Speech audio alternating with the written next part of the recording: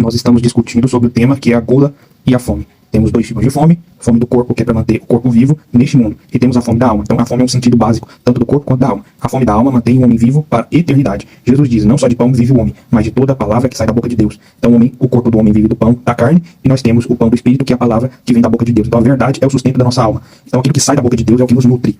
Então a gente precisa nos consumir do Espírito Santo, da teologia de Deus, a verdade. Podemos então dizer facilmente que a gula, o pecado da gula, é o esquecimento da palavra, pois é da boca que procede a palavra. Então o alimento de Deus vem da boca de Deus. E na mesma boca que alimenta a palavra, é a mesma boca que alimenta do corpo. Então se você fecha a boca para comer, você não consegue falar, e vice-versa. Então quem muito come, pouco fala, pouco aprende e pouco comunga com a palavra de Deus. Então usa a mesa como um altar profano. Nós temos então dois tipos de banquete: o banquete da graça, que é a Santa Eucaristia, e o banquete deste mundo, o banquete da prisão, que é o esbanjar do alimento, é o banquete da gula. Então a ordem dos alimentos está: primeiro o alimento do espírito, depois que vem o alimento da carne. Por mais que o nosso corpo precise do alimento para se manter vivo e com energia, a nossa alma também precisa de alimento, que é um óleo sagrado, para manter a nossa fé acesa. Sem o óleo do espírito, nós fica com o estômago cheio, mas o coração vazio, e isso não adianta nada para a nossa salvação. Por isso que São Paulo fala: o Deus deles é o ventre, ou seja, uma forma de idolatria. Então a gula faz com que o homem comece a olhar sempre para baixo, como um animal que fareza o chão, perdendo assim os sentidos para as coisas do alto. Então quando a gente esbanja em alimentos, o nosso corpo fica pesado. Então a gente não consegue sentir a leveza da graça, e não consegue subir os degraus da torre interior. O corpo e a alma ficam fatigados, e ficam à espera do próximo banquete. E por que a gula é o protótipo de todos os vícios? Pois ela ensina o coração a desejar mais do que ele precisa. E essa lógica vai se expandindo. Primeiro eu penso: eu vou me esbanjar no alimento, eu vou comer mais do que eu posso comer. Logo eu vou estender esse pensamento para o prazer, para a glória, para o reconhecimento, para a fama e tudo aquilo que o mundo pode oferecer. Logo a pessoa vai estar esbanjando em tudo, sendo assim o berço da avareza e o berço da luxúria. O problema da gula então não está na falta, mas sim no excesso, o excesso da busca, do apego e também o medo de perder. O primeiro pecado da humanidade foi a gula, que foi o ato espiritual e físico ao mesmo tempo, pois a mulher se agradou daquela fruta que parecia apetitável, que era a maçã.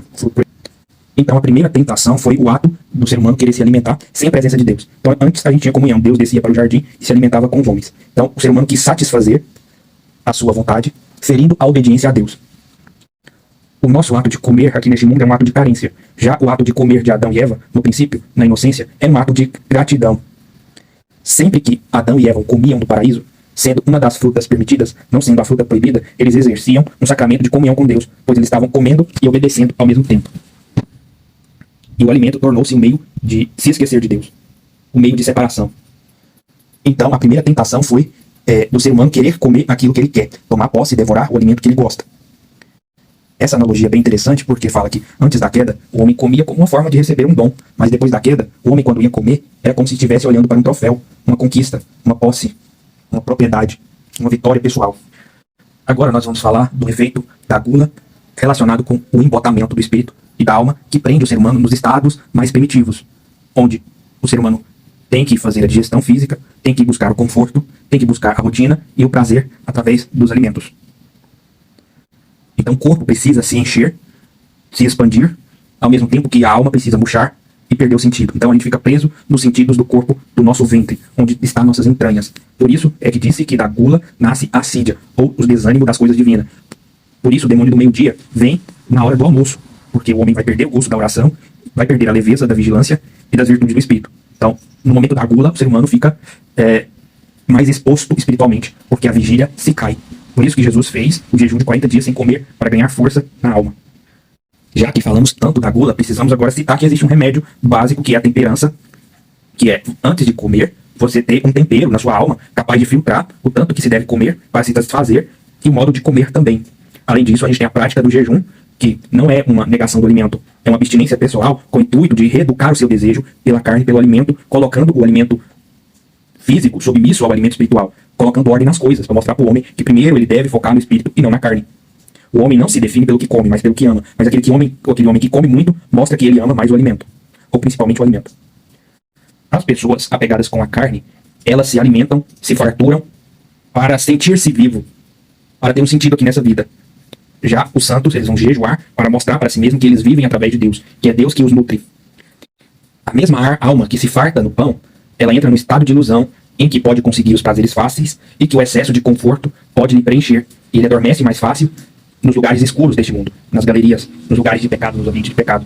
E ele vai achar que o prazer dele, que a vida dele, está nos banquetes, está nos ambientes de festa, onde se tem bebedeiras, onde tem pessoas buscando prazeres, assim como ele. Então ele perde o caminho dos santos, o caminho de Deus, para ficar preso nessas realidades deste mundo.